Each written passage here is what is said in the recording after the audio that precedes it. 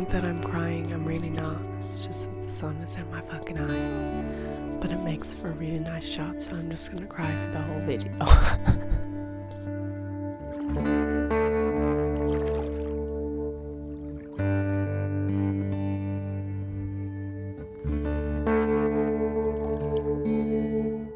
Hello everyone, welcome back to my channel.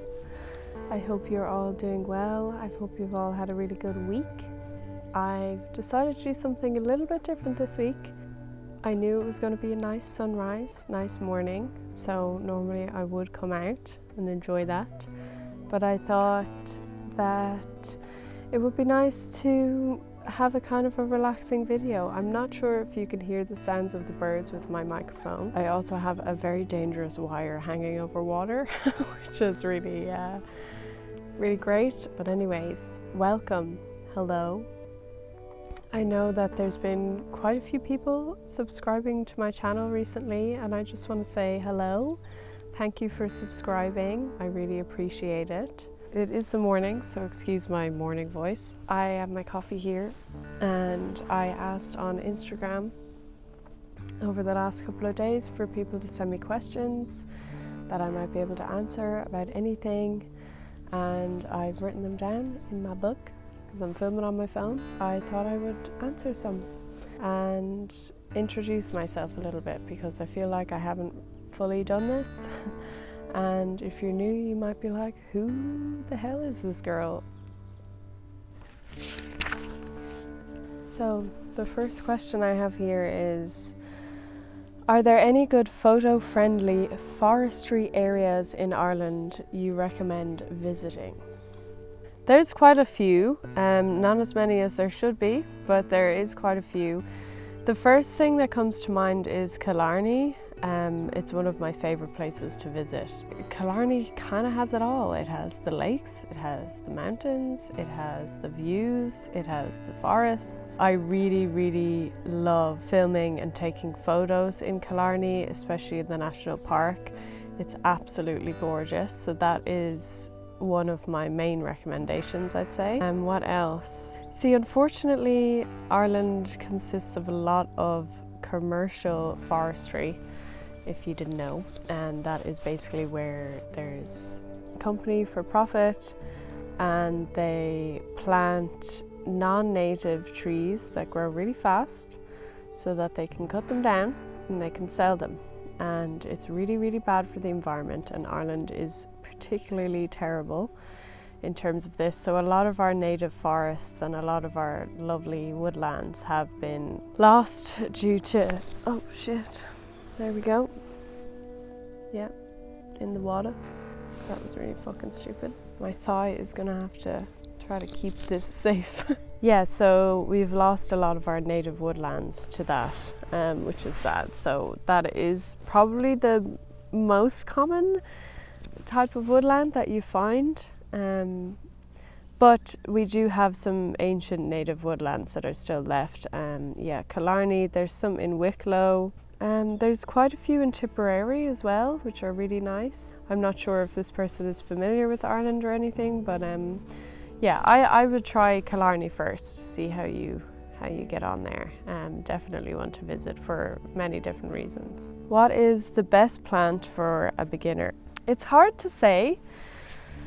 There's a couple that people would usually answer for this question, but I think it's worth thinking about what kind of person are you going to be taking care of your plants. Are you going to be someone that watches over them all the time, checks on them daily, or are you going to be someone that totally forgets about them and just doesn't spend a lot of time caring for them? I think that's probably the first question to ask yourself, and based on that then I would say snake plants are very good for people who neglect their plants. That, as well as pothos, are very good, which are actually epipremnum aureums. They're quite easy in terms of that. In terms of people that overwater, does anything like overwatering? Obviously cactus as well, for people that forget about their plants. That's a good one, as long as you have the light. What plant likes overwatering? None really, but peace lilies like water a lot more, Spathiphyllums. Hypoestes enjoy water quite a bit. Yeah, maybe focus on plants that are very vocal about when they need water. That's probably a good way to teach yourself. So peace lilies will tend to droop. Hoyas are actually, a lot of the common Hoyas are actually very easy to take care of. There's not really much in it. And they do tend to tell you when they're thirsty, like their leaves will become soft or wrinkly. Yeah, so Epipremnum, Spathiphyllum, snake plants, cactus, succulents, Hoya, Philodendron are really easy, but yeah, I'd say they would be beginner as well. A lot of Philodendron are very easy. You just wait until they're dry and you water them. So there's absolutely loads. I would probably go and watch my video on how and when I water my houseplants. That might help you to kind of figure out what type of, I guess, plant parent that you're going to be, and then base off that which plant that you get first.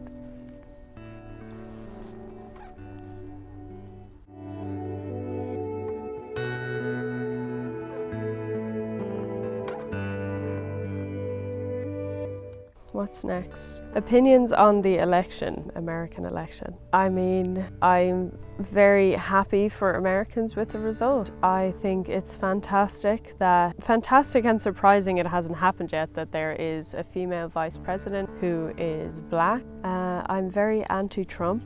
I think that it's a great step in the right direction from America. I think they really, really needed it. It's a good start. It's not a fantastic option. Yeah, I think it's a great result. I'm very happy about it. As I said, it's not the best option ever, but it is an option that will hopefully cause the least harm to Americans, and that is always the goal. The least harm to people. That's my opinion. I'm happy about it. I think it's great and it's a good first step.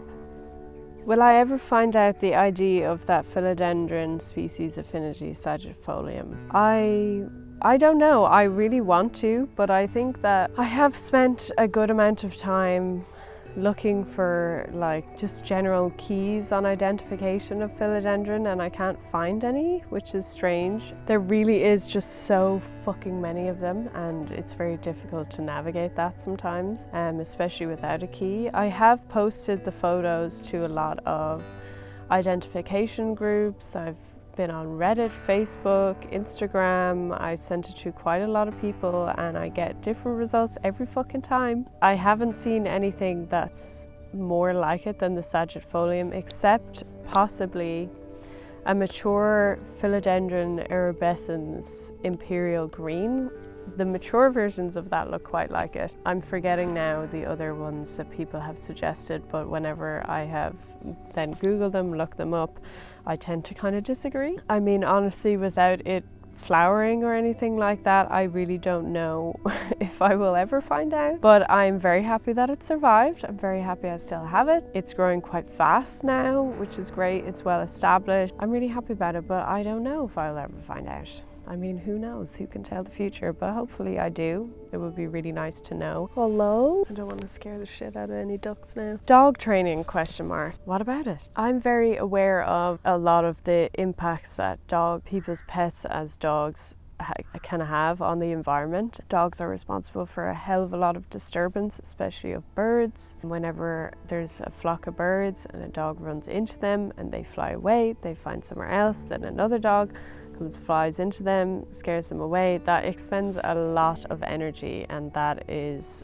can make the birds tired and can make them not able to appropriately deal with predators and bad situations. It wastes a lot of their energy, so on top of other issues with dogs, but that's kind of the main one. I feel I always kind of knew that when I was getting a dog, I wanted to be able to train him for multiple different reasons, to enhance his freedom and his safety while being free, while also maintaining a level of control myself to ensure that he doesn't cause a huge amount of disturbance to the environment. I'm someone that likes hiking and going out into nature quite a bit, so that was very important to me. Luckily, now I know there's a lot of people out there that go to train their dogs and it doesn't work out. There's a lot of people out there, dog trainers, that aren't really that good, and people put a lot of money and a lot of time and effort into them and it doesn't work. luckily I found someone that is fantastic. I've been going there with Lewis since he was a puppy. I did stop for a little while, and I haven't been there since earlier this year because of the pandemic and everything, but I think the main thing with it is you have to listen, you have to observe, and you have to be consistent. So for maybe a year and a half straight, Lua's nearly 3 now, my dog, I trained him almost every day for at least 10 minutes a day, and it was almost like the consistency of that brought the training into almost like his muscle memory. So it's so ingrained in him now. A lot of things, like when I say come, he will come, all of things like that, he's just so used to now that it just becomes part of his life, and it's worked really well, and I'm very happy with it.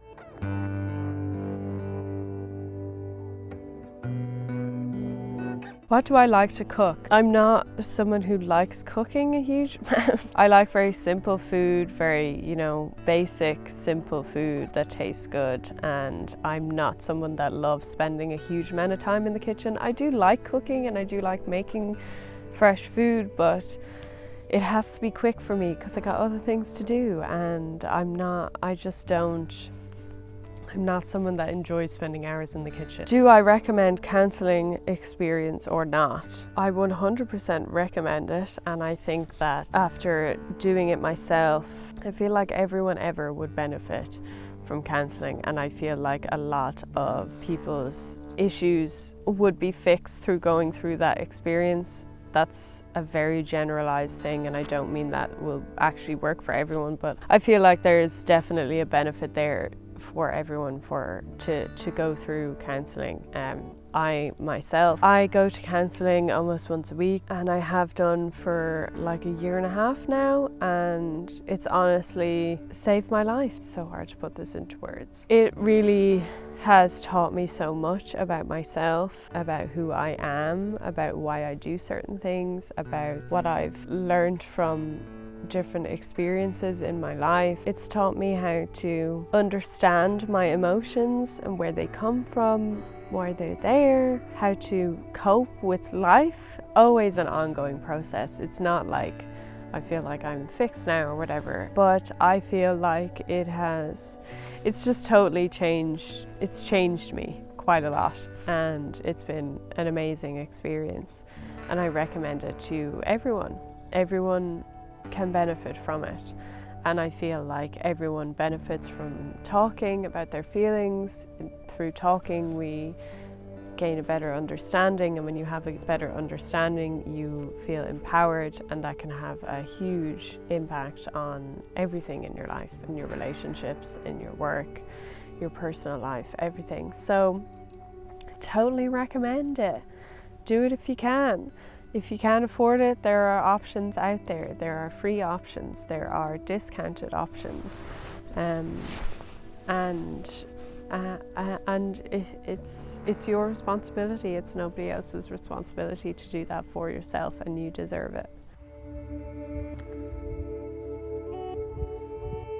Last question. How did I get my job? I applied for it and I got it. No, but I did a degree. I studied environmental science, and when I finished college, applied for jobs, and I got this one. If you didn't know, I'm an ecologist. That's my day job. So just to explain a little bit about that and what I do, I'm an ecologist, but I guess I'm technically an environmental consultant. So I work in consultancy, and in that, at a very basic level, what that means is that any new developments that are happening, could be fucking anything. Wind farms, solar farms, road upgrades, commercial developments, shopping centres, houses, anything. I will then prepare a legal assessment on protected species and habitats. That is generally habitats and species that are protected under EU law, because Ireland is in the EU. I will prepare reports, and that also entails doing surveys to gather information on the existing environment. Then I would use that information to assess any potential impacts that the development may have on those habitats and species, and then if required, I can give measures to help reduce the impact, to minimize it, give recommendations that way. A lot of it is legal stuff, a lot of it is knowing and researching about what certain habitats and species need, you know, food-wise, habitat-wise, their environment, what could affect them. I do a lot of work with bats because I absolutely love them. So that entails a lot of nighttime surveys. Yeah, so that's the kind of general overview of what my job is. I like my job and I feel very lucky to have it, and especially this year. That's it really. It really stems from my general interest in all things nature, including plants. I know this channel is a lot about plants. I absolutely love plants, but honestly that's probably the thing that is newest to me. I was never really into plants maybe about 2 years ago. So that's a relatively new thing comparing all the other things. I love learning about nature, how things work, ecosystems. I just love it, you know? Makes me very relaxed. Oh, there's a cool bird over there. There are all the questions that I got. I just wanted to kind of make a bit more of a relaxed video, let you get to know me a bit more. This feels a lot more natural to me than setting up a camera and filming inside. Sometimes I guess sometimes I feel a bit of imposter syndrome with the whole YouTube thing. Oh, the moon is out. I don't know, it feels, I mean, I'm doing it, but it feels like strange sometimes, and I'm like, does this really feel like me, or like it's me, but oh, I'm never going to be able to put that into words. I do like making those videos, and I do enjoy making them a lot, especially, you know, more creative ones like the goth plants one. I really enjoyed making that. But I also do love nature. I love nature, and I love photography, and I love filming in nature. So I definitely do want to do more videos like that. If you don't like it, I understand. Given the majority of my content so far has been about plants, I understand if I start making fucking weird videos, you're going to be like, hey, this is not what I signed up for. That's totally fine. But I feel like for myself, I want to explore that a little bit more, have fun with it, find out what my style is, what I enjoy doing the most, and do that. Like that vlog that I put up, although didn't get as many views as half of my other videos, I really, really loved making that. And that was super fun to me. So this is my channel, so I'm gonna fucking do what I want. Yeah. What else was I gonna say? I guess hello to everyone that's subscribed. I know I say hello at the start of my videos, but I just really want to say, like, hey, welcome, thank you for subscribing. My name is Amy, I'm an ecologist. I also love houseplants and have quite a few of them. Yeah, this is me and it's my channel, and I'm enjoying being creative with it. Thank you so much for watching these videos. Please go follow me on Instagram for more kind of content. I'm trying to interact with people more and try and engage with you a bit more. So I'm interested to talk, and that's where I'll be. Do subscribe, hit the notification bell so that you get notified every time I make a video, because the subscription one doesn't do that for some reason. Like the video. If you liked it, please let me know so I can make more videos like this. Let me know what kind of content you want to see. What things are you interested in? How was your day? Let me know. I'm open to listening. Have a great fucking weekend. Bye.